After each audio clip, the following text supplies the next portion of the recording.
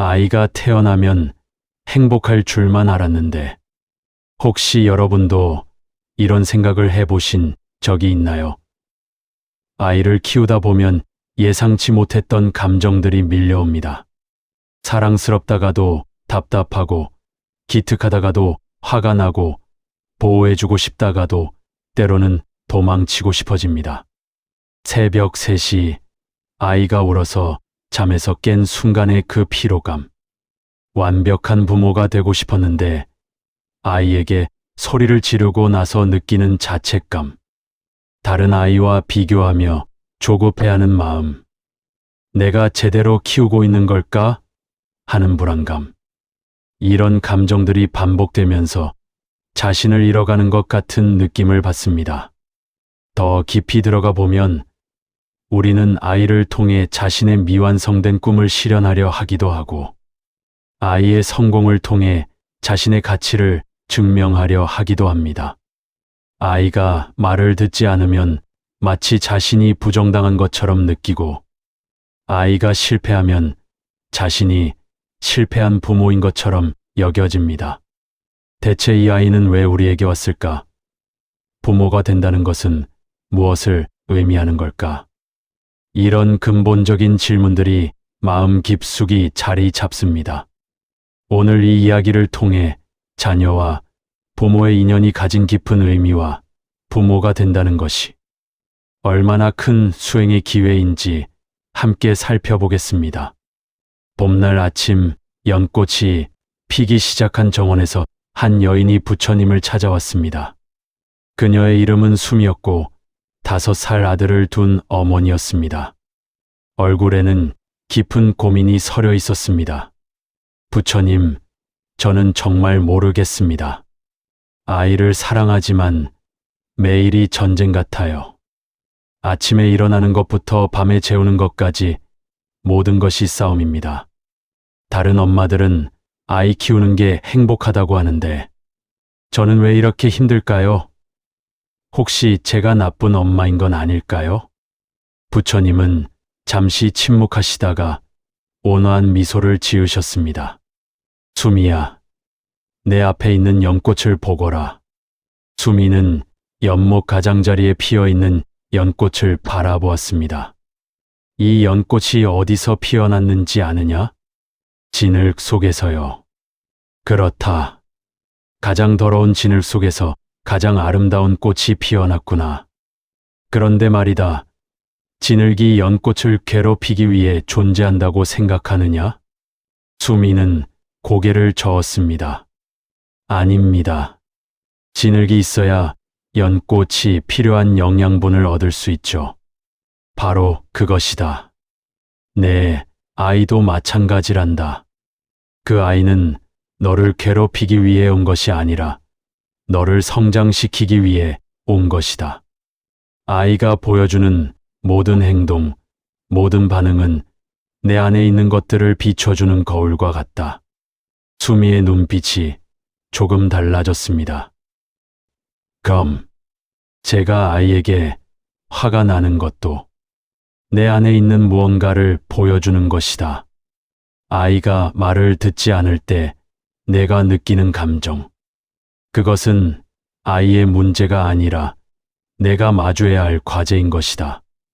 부처님은 잠시 정원을 거닐며 말씀을 이어가셨습니다.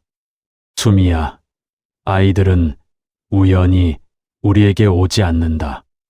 불교에서는 모든 만남에 인연이 있다고 한다.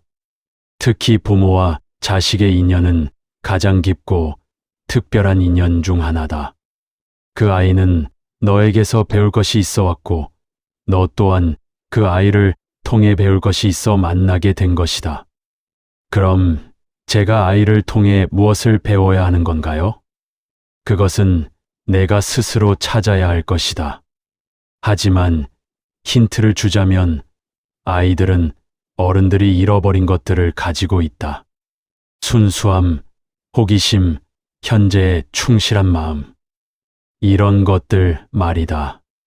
수미는 깊이 생각에 잠겼습니다.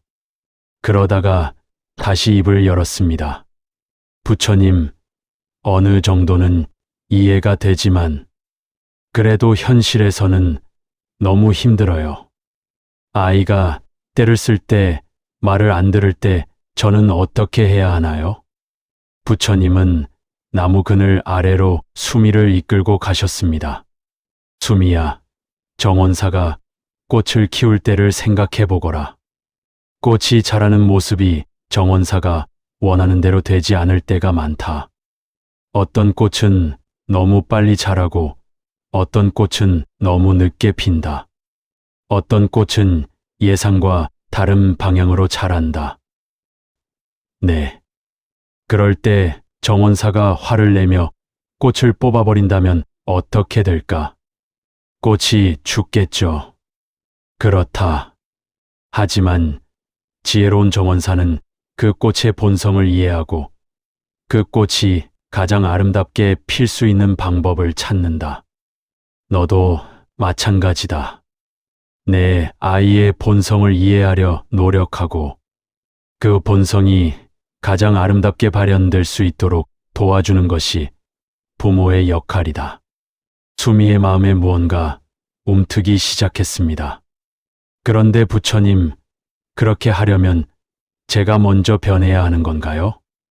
현명한 질문이다. 그렇다. 아이를 바꾸려 하기 전에 먼저 자신을 바꾸는 것이 진정한 부모의 수행이다. 한 달 후, 여름이 깊어진 어느 오후, 수미는 다시 부처님을 찾아왔습니다. 이번에는 얼굴에 약간의 변화가 보였습니다. 여전히 고민은 있어 보였지만 이전보다는 평온해 보였습니다. 부처님, 지난번 말씀을 듣고 노력해 보았어요. 아이를 관찰하면서 제 안의 모습도 들여다보려 했는데 놀라운 걸 발견했어요. 부처님은 고개를 끄덕이며 들으셨습니다. 아이가 고집을 부릴 때마다 제가 화가 나는 이유를 생각해 봤어요. 그런데 그것은 아이 때문이 아니라 제가 어릴 때부터 말 잘 듣는 아이가 좋은 아이라고 배워왔기 때문이더라고요. 제 안에 있는 틀에 아이를 맞추려고 했던 거예요. 좋다. 그것을 알아차린 것만으로도 큰 진전이다. 하지만 부처님, 새로운 문제가 생겼어요. 아이를 있는 그대로 받아들이려고 하니까 이번에는 제 남편이 문제가 되더라고요. 남편은 여전히 아이가 말을 안 듣는다고 야단치고 저는 그 사이에서 어떻게 해야 할지 모르겠어요. 부처님은 시원한 나무 그늘로 수미를 이끌고 가신 후 나뭇가지에서 떨어지는 물방울을 가리키셨습니다. 수미야, 저 물방울을 보거라. 막 내린 비로 나무짚에 맺힌 물방울이 햇빛을 받아 반짝이고 있었습니다. 물방울이 떨어질 때 아래에 있는 연못은 어떻게 반응하느냐? 물결이 일어나요. 그렇다. 그런데 그 물결은 연못 전체에 퍼져나간다. 한 방울의 물이 전체 연못에 영향을 미치는 것이다. 수미는 그 의미를 곰곰 생각해 보았습니다. 부처님, 혹시 제가 변하면 주변 사람들도 영향을 받는다는 말씀인가요? 그렇다. 내가 아이를 대하는 태도가 바뀌면 그것은 아이에게 전해지고 아이가 변하면서 다시 남편에게도 영향을 미치게 된다. 직접적으로 남편을 바꾸려 하지 말고 내가 먼저 변화의 중심이 되어라. 부처님은 연못 가장자리에 앉으시며 계속 말씀하셨습니다. 하지만 수미야, 변화에는 시간이 필요하다. 급하게 결과를 원하지 말아라. 네, 그런데 부처님, 가끔은 정말 힘들어요. 아이가 때를 쓰거나 위험한 행동을 할 때는 어떻게 해야 하나요? 무조건 받아들이기만 해야 하는 건가요? 부처님은 연못에서 자라고 있는 연꽃 줄기를 가리키셨습니다. 저 연꽃 줄기를 보거라. 유연하면서도 강하다. 물의 흐름에 따라 휘어지지만 부러지지는 않는다. 그리고 필요할 때는 물 위로 꽃을 피워 올린다. 부모도 마찬가지다. 아이의 감정은 받아들이되 위험하거나 해로운 행동에 대해서는 분명한 경계를 제시해야 한다. 하지만 그 경계마저도 사랑과 지혜로 설정해야 한다. 수미는 깊이 고개를 끄덕였습니다. 예를 들어 아이가 화를 낼 때 화내지 마라고 하기보다는 내가 화가 났구나, 엄마가 이해해. 하지만 동생을 때리는 것은 안 되라고 말하는 것이다. 감정은 인정하되 행동에는 경계를 두는 거네요. 그렇다. 그리고 가장 중요한 것은 내가 그런 말을 할 수 있을 만큼 내면이 평온해야 한다는 것이다. 내가 흥분해 있으면 아무리 좋은 말을 해도 아이에게는 전해지지 않는다. 수미는 잠시 생각에 잠겼다가 다시 물었습니다. 부처님, 그럼 제가 화가 날 때는 어떻게 해야 하나요? 화가 나는 것은 자연스러운 일이다. 하지만 그 화를 어떻게 다루느냐가 중요하다. 화가 날 때는 잠시 멈추고 숨을 깊게 쉬어라. 그리고 자신에게 물어보아라. 지금 내 화는 정말 아이 때문일까? 아니면 내 안에 무언가 때문일까? 하고 말이다. 실제로는 쉽지 않을 것 같은데요. 처음에는 어렵다. 하지만 연습하다 보면 점점 쉬워진다. 그리고 실수를 해도 괜찮다. 아이에게 화를 낸 후에 사과하는 것도 좋은 가르침이 된다. 수미의 얼굴에 희미한 미소가 떠올랐습니다. 아이에게 제가 완벽하지 않다는 것을 보여주는 것도 교육이 될 수 있다는 말씀이신가요? 그렇다.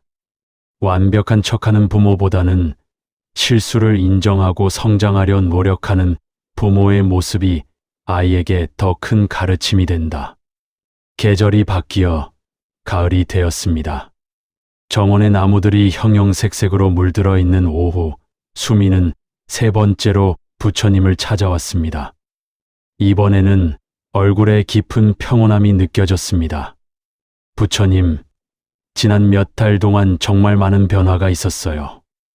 아이를 보는 눈이 완전히 달라졌고 저 자신도 많이 성장한 것 같아요. 그런데 이번에는 더 복잡한 문제가 생겼어요. 어떤 문제냐?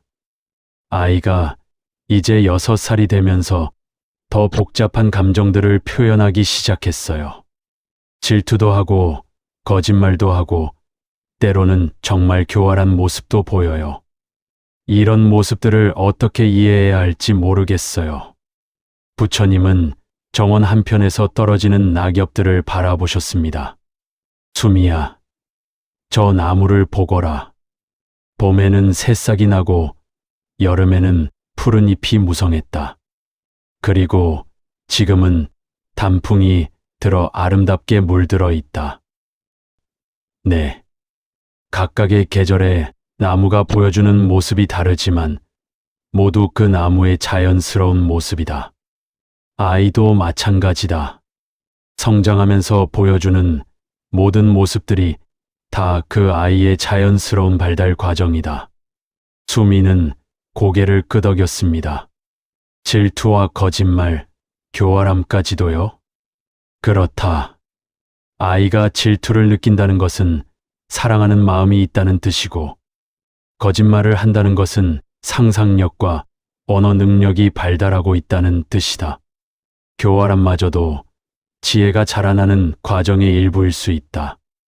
부처님은 낙엽 하나를 집어들고 자세히 살펴보셨습니다. 하지만 그렇다고 해서 모든 행동을 그냥 두어야 한다는 뜻은 아니다. 이 낙엽도 보거라. 아름답지만 결국 땅으로 떨어져 거름이 되어 다시 나무에게 영양분을 제공한다. 그 의미가 뭔가요? 아이의 부정적인 행동들도 올바른 방향으로 이끌어준다면 결국 그 아이의 성장에 도움이 되는 걸음이 될 수 있다는 뜻이다. 수미는 깊이 생각에 잠겼습니다. 그럼 구체적으로 어떻게 해야 하나요? 부처님은 연못가로 걸어가시며 물속을 들여다보셨습니다. 수미야, 이 연못을 보거라. 맑고 고요하다. 하지만 바람이 불면 물결이 인다. 그렇다고 해서 연못이 더러워지는 것은 아니다. 잠시 후면 다시 맑아진다. 네, 아이의 마음도 연못과 같다. 본래는 맑고 순수하다. 질투나 거짓말 같은 것들은 잠시 일어나는 물결과 같은 것이다. 그 물결 자체에 집중하지 말고 연못의 본래 모습을 믿어주어라. 아이의 본성을 믿으라는 말씀이신가요? 그렇다. 그리고 동시에 그 물결들을 통해 아이가 무엇을 필요로 하는지 읽어내어라. 부처님은 연못 가장자리에 피어있는 작은 꽃을 가리키셨습니다. 예를 들어 아이가 질투를 한다면 그것은 더 많은 관심과 사랑을 원한다는 신호일 수 있다. 거짓말을 한다면 진실을 말했을 때 안전하다고 느끼지 못해서일 수 있다. 수미의 눈이 밝아졌습니다. 그렇네요. 아이의 행동 뒤에 숨은 마음을 읽으려고 노력해야겠어요. 바로 그것이다. 그리고 한 가지 더 중요한 것이 있다. 무엇인가요?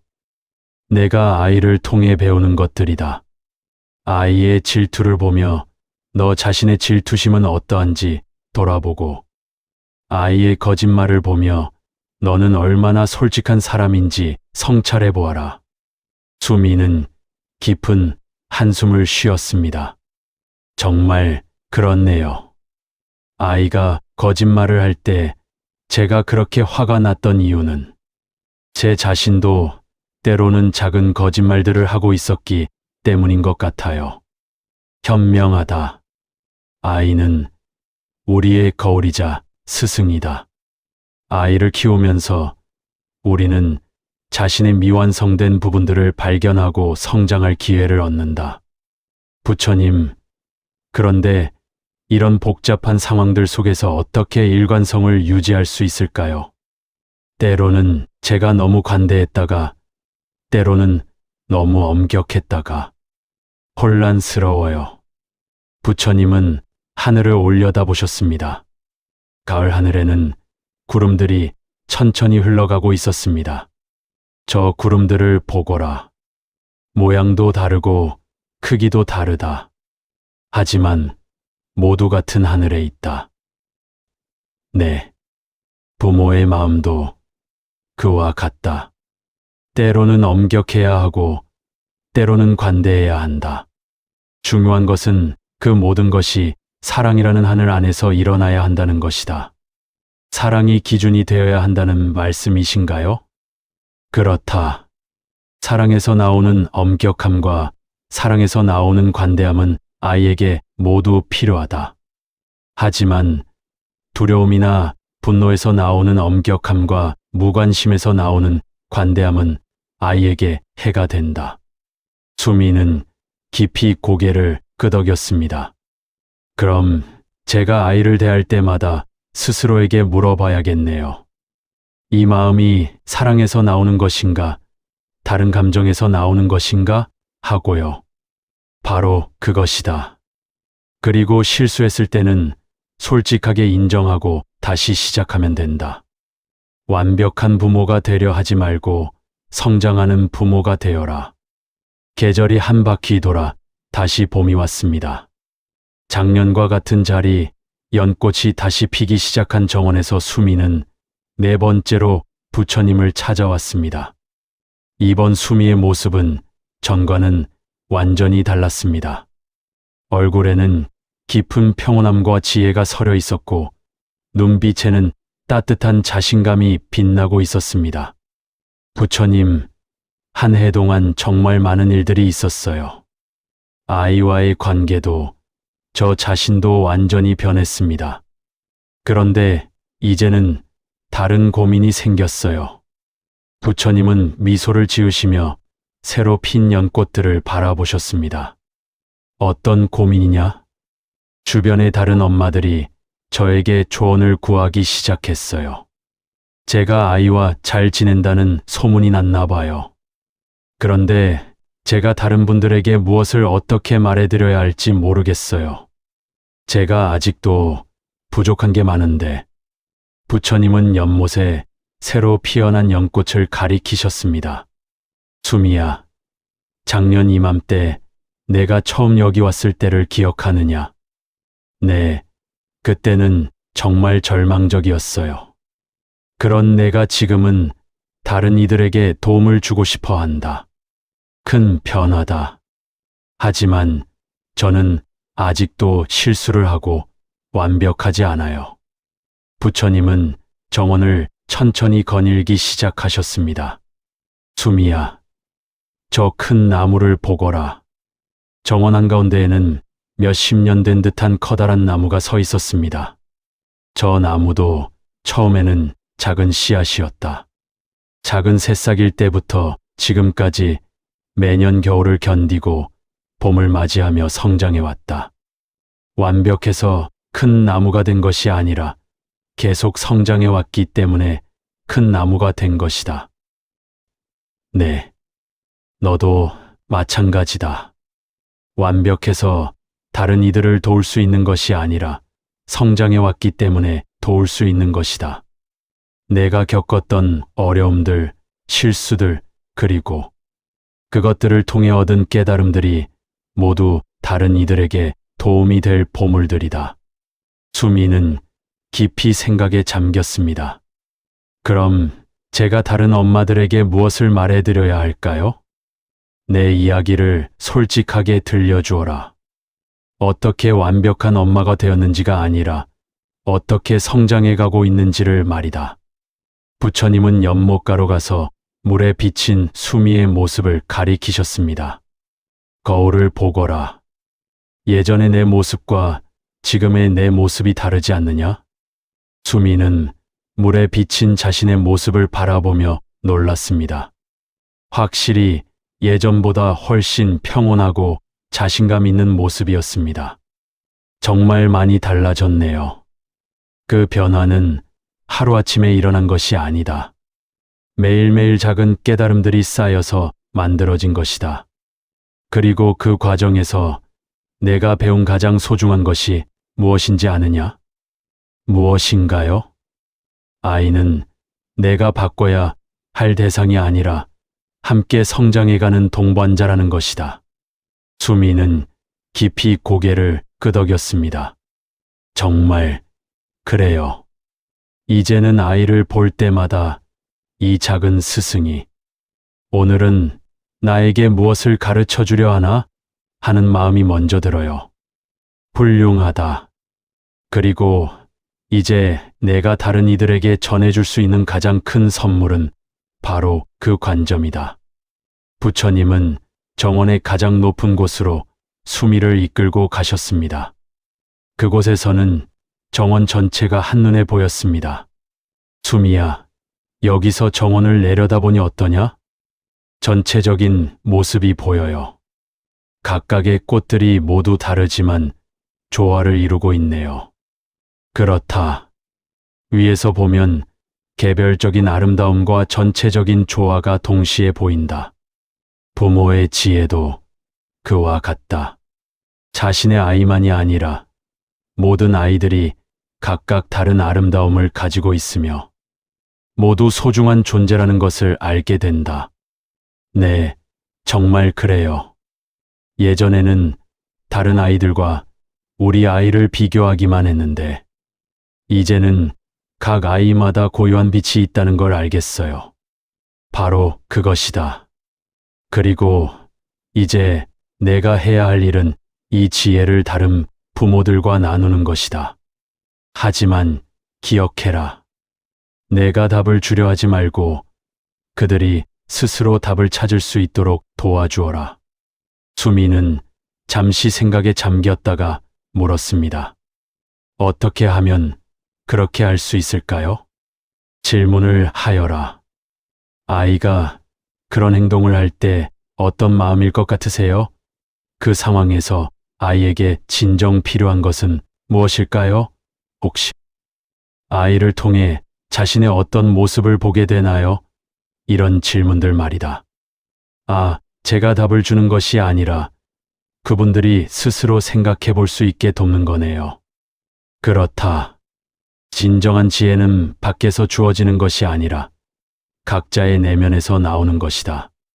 부처님은 다시 연꽃 연못으로 내려가셨습니다. 수미야, 마지막으로 한 가지만 더 말해주겠다. 네. 아이를 키우는 것은 끝이 있는 일이 아니다. 아이가 자라서 독립해도 내가 늙어서 죽을 때까지도 계속되는 인연이다. 그리고 언젠가는 내 아이가 또 다른 아이를 키우며 같은 길을 걷게 될 것이다. 수미의 눈에 눈물이 맺혔습니다. 그때 내 아이가 혼란스러워할 때 내가 지금 겪고 있는 이 모든 과정들이 그 아이에게 큰 도움이 될 것이다. 내가 보여준 성장하는 부모의 모습, 실수를 인정하고 다시 일어나는 모습, 아이를 믿고 기다려주는 모습들이 말이다. 그렇게 되면 제가 받은 이 가르침들이 계속해서 이어져 나가는 거네요. 바로 그것이다. 이것이 진정한 부모 수행의 의미다. 자신만의 완성이 아니라 다음 세대로 이어지는 지혜의 전수인 것이다. 수미는 깊은 감동에 잠겨 한동안 말을 잊지 못했습니다. 부처님, 정말 감사드려요. 처음에는 아이가 왜 제게 왔는지 원망스럽기까지 했는데, 이제는 이 아이가 저에게 온 것이 얼마나 큰 축복인지 알겠어요. 그렇다. 아이들은 우리에게 가장 깊은 사랑과 가장 큰 성장의 기회를 동시에 선물해주는 존재들이다. 부처님은 새로 핀 연꽃 한 송이를 수미에게 건네주셨습니다. 이 꽃처럼 내 마음도 활짝 피었구나. 이제 그 아름다운 향기를 많은 이들과 나누어라. 수미는 연꽃을 소중히 받아들고 깊이 절했습니다. 네, 부처님. 이제 제가 받은 이 선물을 다른 분들과 나누겠습니다. 수미와 부처님의 대화를 통해 우리는 자녀와 부모 관계의 본질적 의미를 깊이 탐구해 보았습니다. 이제 그 가르침의 핵심을 체계적으로 정리해 보겠습니다. 지금부터 말씀드릴 세 가지 핵심 원리는 부모로서 우리가 반드시 이해해야 할 근본적인 진리들입니다. 먼저 첫 번째로 살펴볼 것은 인연의 법칙입니다. 불교에서는 모든 만남이 우연이 아니라 인연에 의한 것이라고 봅니다. 특히 부모와 자녀의 관계는 가장 깊은 인연 중 하나입니다. 아이가 우리에게 온 것은 단순히 생물학적 우연이 아니라 서로 배우고 성장하기 위한 필연적 만남인 것입니다. 흥미롭게도 현대 심리학에서도 이와 유사한 관점을 찾아볼 수 있습니다. 애착 이론에 따르면 부모와 자녀는 서로에게 깊은 영향을 주고받으며 함께 발달해 나갑니다. 아이는 부모를 통해 세상을 배우고 부모는 아이를 통해 자신의 미완성된 부분들을 발견하고 치유할 기회를 얻습니다. 두 번째로 알아볼 것은 거울의 원리입니다. 아이들은 우리에게 가장 정확한 거울 역할을 해줍니다. 우리가 아이의 행동에 강하게 반응할 때 그것은 종종 우리 자신의 내면에 있는 무언가를 반영하는 경우가 많습니다. 아이가 고집을 부릴 때 우리가 화가 나는 이유는 아이 때문이 아니라 우리 안에 있는 통제하고 싶은 욕구 때문일 수 있습니다. 이는 심리학자 융이 말한 그림자 이론과도 연결됩니다. 우리가 인정하고 싶지 않은 자신의 모습들이 아이를 통해 투영되어 나타나는 것입니다. 아이를 바꾸려 하기 전에 먼저 자신을 들여다보는 것이 진정한 해결책인 이유가 바로 여기에 있습니다. 세 번째이자 마지막으로 살펴볼 것은 점진적 성장의 원리입니다. 나무가 하루아침에 자라지 않듯이 부모와 아이 모두 점진적으로 성장해 나갑니다. 우리는 종종 즉각적인 변화를 원하지만 진정한 변화는 시간과 인내가 필요합니다. 특히 아이의 발달 과정에서 보이는 다양한 모습들, 질투, 거짓말, 반항 등은 모두 자연스러운 성장 과정의 일부입니다. 현대 발달 심리학도 이를 뒷받침합니다. 에릭슨의 심리사회적 발달 이론에 따르면 각 발달 단계마다 아이가 해결해야 할 과제가 있으며 이 과정에서 나타나는 갈등과 어려움들은 모두 성장을 위한 필연적 과정입니다. 이제 이론을 알았으니 실제 생활에서 어떻게 적용할 수 있는지 구체적인 방법들을 알아보겠습니다. 먼저 매일 실천할 수 있는 7가지 핵심 습관부터 살펴보겠습니다. 첫 번째는 아침 마음 챙김입니다. 하루를 시작하기 전 단 5분만 투자해 보세요. 잠시 조용히 앉아 오늘 이 아이를 통해 무엇을 배울 수 있을까? 라고 자신에게 물어보는 것입니다. 두 번째는 감정 인식하기입니다. 아이에게 강한 감정이 생길 때마다 잠시 멈추고 지금 내 감정은 무엇인가? 이 감정은 정말 아이 때문일까? 라고 자문해 보세요. 세 번째는 행동과 감정을 분리하는 것입니다. 아이의 부정적 행동을 보았을 때 내가 화나는 마음은 이해해. 하지만 이 행동은 안 되라고 감정과 행동을 구분해서 반응해 보세요. 네 번째는 하루에 한 번 칭찬하기입니다. 매일 아이의 작은 긍정적 행동이라도 찾아서 구체적으로 인정해 주세요. 내가 동생을 도와줘서 고마워처럼 구체적으로 표현하는 것이 중요합니다. 다섯 번째는 실수 후 복구하기입니다.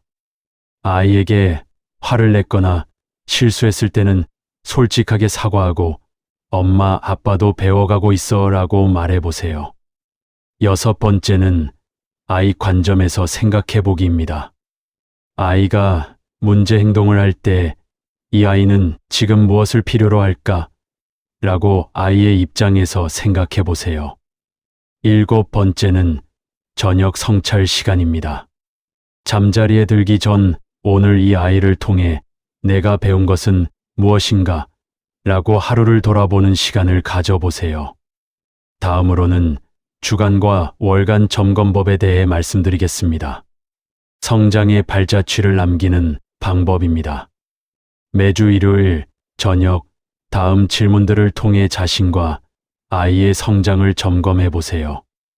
이번 주에 아이와의 관계에서 가장 잘된 점은 무엇인가? 가장 어려웠던 순간은 언제였고, 그때 어떻게 대처했는가? 아이를 통해 내 자신의 어떤 모습을 새롭게 발견했는가? 다음 주에는 어떤 점을 더 개선하고 싶은가? 매월 마지막 날에는 더 깊은 성찰을 해보세요. 한 달 전의 나와 지금의 나는 어떻게 다른가? 아이도 한 달 사이에 어떤 변화가 있었는가? 우리 가족의 분위기나 관계는 어떻게 변화했는가? 앞으로 한 달간 집중하고 싶은 성장 목표는 무엇인가? 위기 상황에서 즉시 적용할 수 있는 기법들도 알아보겠습니다.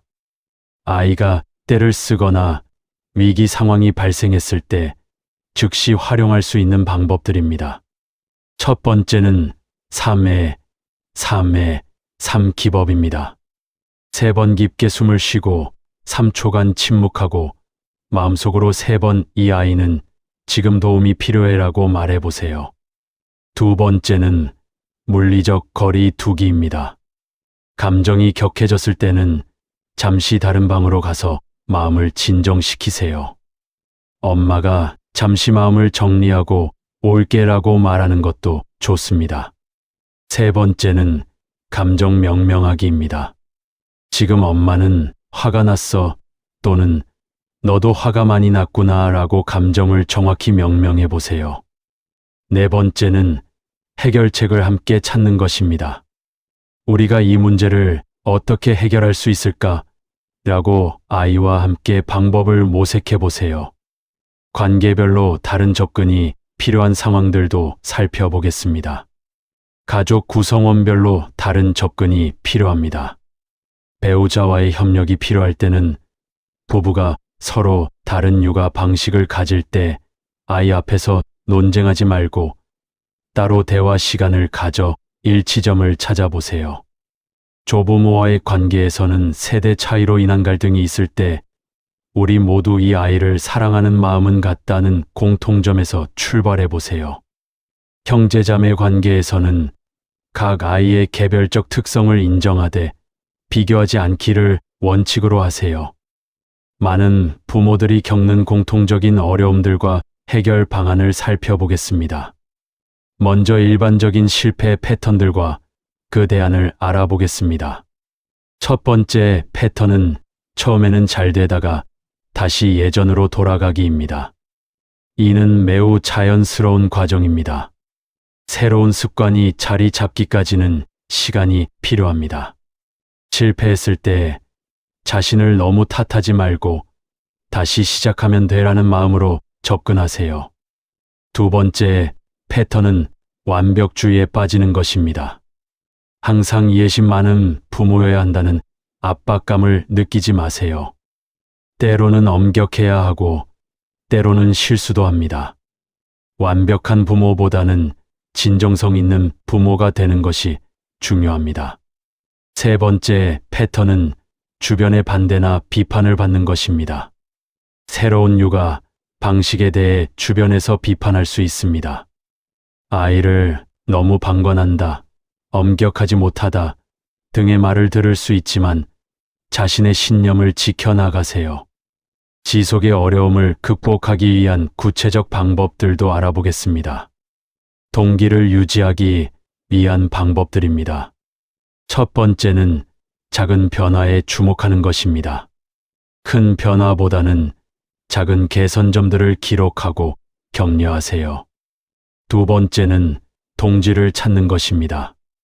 비슷한 육아 철학을 가진 부모들과 교류하며 서로 지지해 주세요. 세 번째는 정기적인 학습입니다. 관련 서적을 읽거나 강의를 들으며 지속적으로 배워나가세요. 네 번째는 전문가의 도움을 받는 것입니다. 필요할 때는 상담사나 전문가의 도움을 받는 것도 좋습니다. 주변 반응에 현명하게 대처하는 방법도 중요합니다. 새로운 육아 방식에 대한 주변의 반응에 어떻게 대처할까요? 비판을 받을 때는 저도 완벽하지 않지만 아이와 함께 성장해가고 있어요 라고 겸손하면서도 확신 있게 답변하세요. 조언을 받을 때는 좋은 말씀 감사해요. 참고하겠습니다 라고 하되 맹목적으로 따르지는 마세요. 압박을 받을 때는 각 가정마다 상황이 달라서요 라고 부드럽게 경계를 그으세요. 수미의 이야기를 통해 우리는 자녀를 키우는 것이 단순한 양육을 넘어선 깊은 영적 수행임을 보았습니다.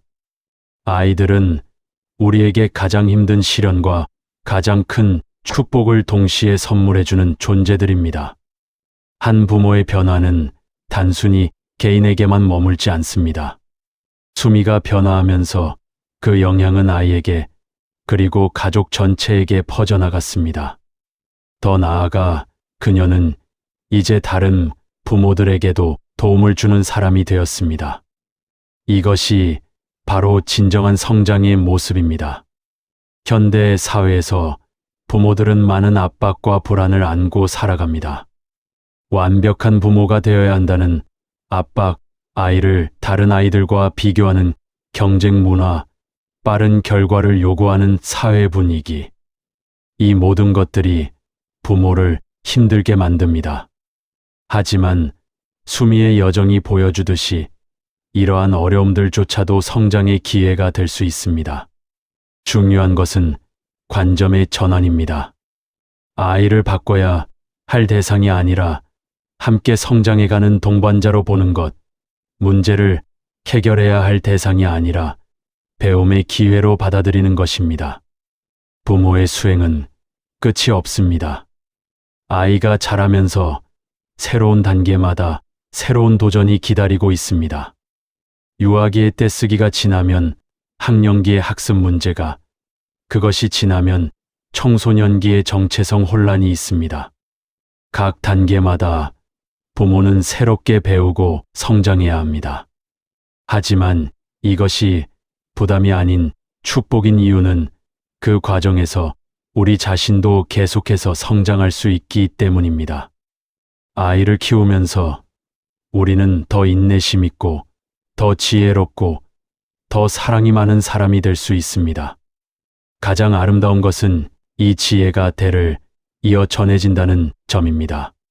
수미가 받은 가르침은 그녀의 아이에게 전해지고 언젠가 그 아이가 부모가 되었을 때 또 다시 새로운 생명에게 전해질 것입니다. 완벽한 부모는 없습니다. 하지만 성장하려는 의지를 가진 부모는 있습니다. 실수를 인정하고 다시 일어날 줄 아는 부모, 아이를 통해 자신을 성찰할 줄 아는 부모, 사랑으로 일관된 경계를 설정할 줄 아는 부모. 이런 모습들이 아이들에게는 가장 큰 선물이 됩니다. 이 글을 들으신 당신도 이미 충분히 좋은 부모입니다. 완벽하지 않아도 괜찮습니다. 때로 실수해도 괜찮습니다. 중요한 것은 아이를 사랑하는 마음과 더 나은 부모가 되고 싶어 하는 의지입니다. 당신의 아이가 당신을 선택해서 왔다는 것을 기억하세요. 그 아이는 다른 누구도 아닌 바로 당신이 필요해서 왔습니다. 당신의 모든 장점과 단점, 강함과 약함을 다 알면서도 당신을 선택한 것입니다. 그러니 너무 자책하지 마세요. 대신 매일매일 작은 깨달음들을 쌓아가며 아이와 함께 성장해 나가세요. 그 여정 자체가 바로 가장 아름다운 선물이니까요.